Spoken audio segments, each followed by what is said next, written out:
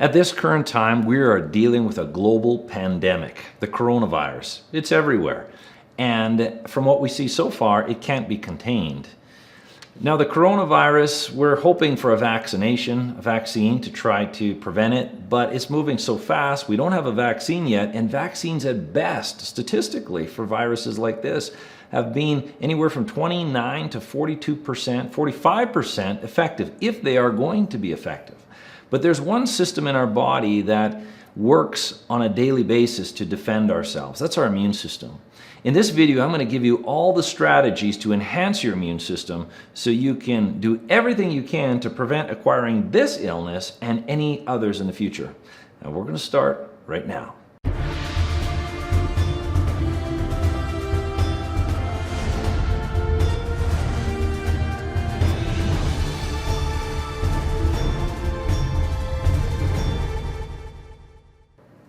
Well, hello everybody, I'm Dr. Glenn Harrison and welcome to this segment of Why. This is where we take just a few minutes to answer some of the most common health-related questions that I see in my office every day. If this is the first time you're on this channel and you want to learn more strategies, safe, natural strategies, how to take care of your health, and also learn the causes of your condition or your symptoms, make sure you click the subscribe button and the bell notification because over the weeks and months I'm going to be throwing more and more content your way. You're not going to want to miss it.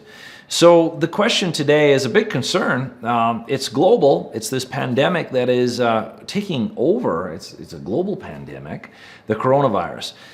So there's many things that have led to this, but there is one thing that we are in control of, and that's our immune system. Our immune system is fighting things on a daily basis. It's fighting infections and diseases daily. It's our only defense mechanism against the coronavirus or any other virus. So it's well worth doing an inventory on our health to start correcting these things as much as we can, not only for this situation, but for anything else in the future. We all know individuals, and maybe we are one of those people where we tend to get sick more than others.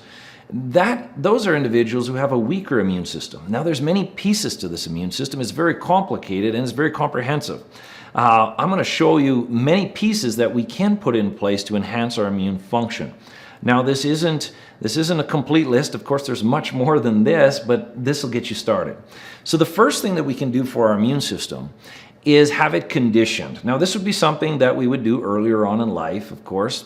Children, babies when they're born, if they have a C-section, they don't have as strong of an immune system as someone who hasn't been born via C-section. Now, unless we're being born, we can't reverse that.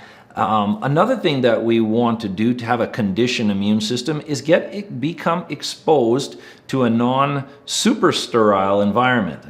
Our modern world, we're highly sterile. Everything is super clean, and we don't have a chance to exercise our immune system. Excess antibiotics over a period of time have also compromised our immune system. So many things that have prevented our immune systems from becoming conditioned. One modern way of conditioning the immune system is vaccinations. Now, we don't have any vaccinations out for this coronavirus at the time of this video, but again, vaccinations statistically from the CDC for flus like this, flu viruses like this, they tend to be only anywhere from 22 or 28% all the way to about 45, 50% effective. So there's much more we have to do for our immune system. So that's conditioning. That's number one. Vaccines, I guess, but this doesn't really apply for this condition at this point in time. The second thing is our immune system cannot be preoccupied. I talked about this in another video.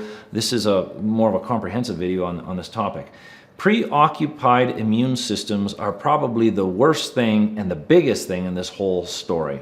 If our immune system is preoccupied with fighting something else, it can't defend ourselves. So this is the most important. So what are some of these things that would preoccupy our immune system? Well, one would be infections. If our body's fighting an infection, it doesn't have resources to fight another potential invader. Two common infections that I see that people aren't aware of and they're suffering from them, or their immune system is being compromised or exhausted or preoccupied, is oral infections, so cavities and stuff like that. Make sure you're going to your dentist. Another thing that I see is asymptomatic urinary tract infections, also known as UTIs, most commonly, of course, in females. But you don't have to have a symptom to have a UTI, but you should make sure you don't have any of that and get that taken care of, because that can go on behind the scenes. Another thing that compromises our immune system, or I should say takes over our immune system, is autoimmunity. If you are suffering from an autoimmune condition and you aren't having it managed, you have an unmanaged autoimmune condition. That could be rheumatoid arthritis, celiac disease, Crohn's, ulcerative colitis, multiple sclerosis, IBS, fibroids, polycystic ovarian syndrome. I could go on on autoimmunity. It's something we work with in our office all day, every day. Steroids aren't enough for autoimmune. In fact, steroids make your immune system go to sleep. That's the last thing we want right now, but you want to manage your autoimmunity. We can help with that. There's going to be a video here below and a little icon above that you can watch some strategies on how to deal with autoimmunity. Control your autoimmunity. So infections, control your autoimmunity. Another one is foods. Okay, foods, they can occupy and create exhaust your immune system, because there are some foods that are inflammatory where your immune system is fighting the food. I don't have time to get into foods here today, but sugars are one of those. Sugars will compromise your immune system. Your body will spend time fighting sugar and not fighting the potential enemy that's trying to invade your body. Sugars are a big one. Processed foods, they're highly inflammatory as well. Box, can, bag food, stay away from that. Eat real food. Do the perimeter of the grocery store. Another one is, so that's foods. Chemicals, of course, that's, if you avoid chemicals and processed foods, that'll also help you. So foods can compromise your immune system. And then allergies. If you're suffering from allergies, that means your immune system is spending its resources on irritants, airborne irritants, whatever it is. Get those irritants out of your environment.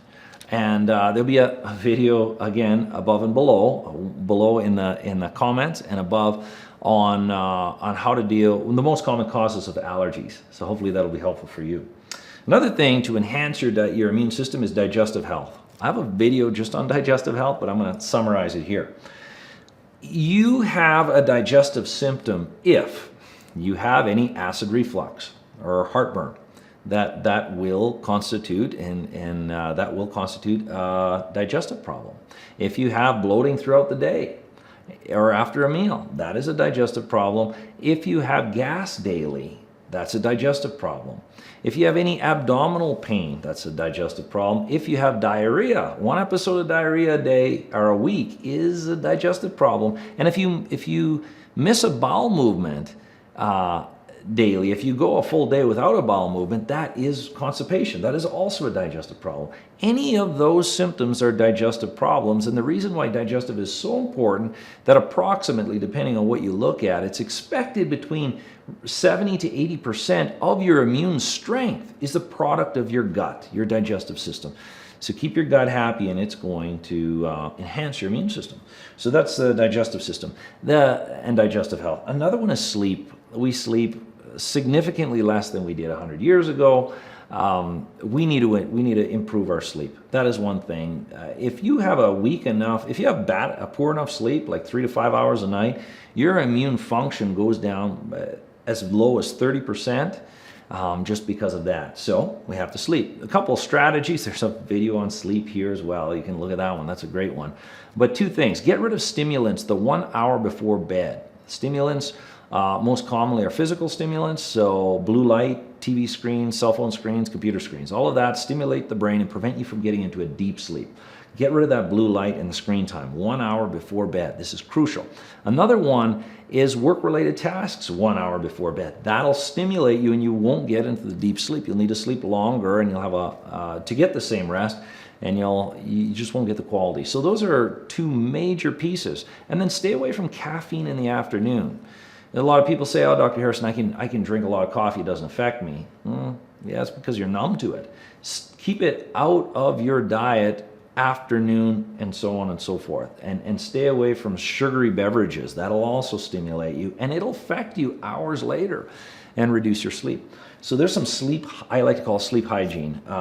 Work on that. Oxygen. This is a big one no one's really talking about, but your immune system cannot work if you do not have enough oxygen. Well, What does that mean? How do I know if I don't have enough oxygen? Well, there's some symptoms, some diagnoses. Maybe you know you have them, maybe you don't. Make sure you're working with a qualified health provider to work with these if you aren't already. If you have a diagnosis of emphysema, that will compromise your oxygen input into your body and your immune function. If you have a diagnosis of sleep apnea, follow your doctor's recommendations. If you think you have sleep apnea, go in and get checked. Go for the sleep study. Because if you don't have enough oxygen, you can't defend yourself. And that is one avenue that coronavirus takes over, how it takes over the body. It's a respiratory viral infection. So what happens is it compromises your lungs. If it compromises your lungs, you can't get enough oxygen in. If you can't get enough oxygen in, the virus has the opportunity to take over and get farther and farther and farther in your body. So you want to make sure you get enough oxygen in your body. There's a few strategies to enhance your lung function. Cardiovascular activity. If you don't walk, start walking. Okay, every day. If you don't run but you walk, start running every day. Do a little bit every day to enhance your lung capacity and get that oxygenation in. If you're a smoker, naturally you're going to have less oxygen in your lungs and you are going to be much higher risk of any infection, including this one.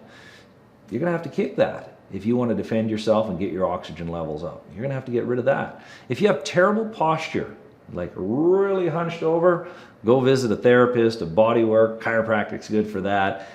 Get your posture up. The more your posture closes in and flexes forward, the less oxygen you can get into your lungs. And there's actually a calculation with how many degrees of forward posture in your spine is the equivalent of smoking cigarettes. It's crazy.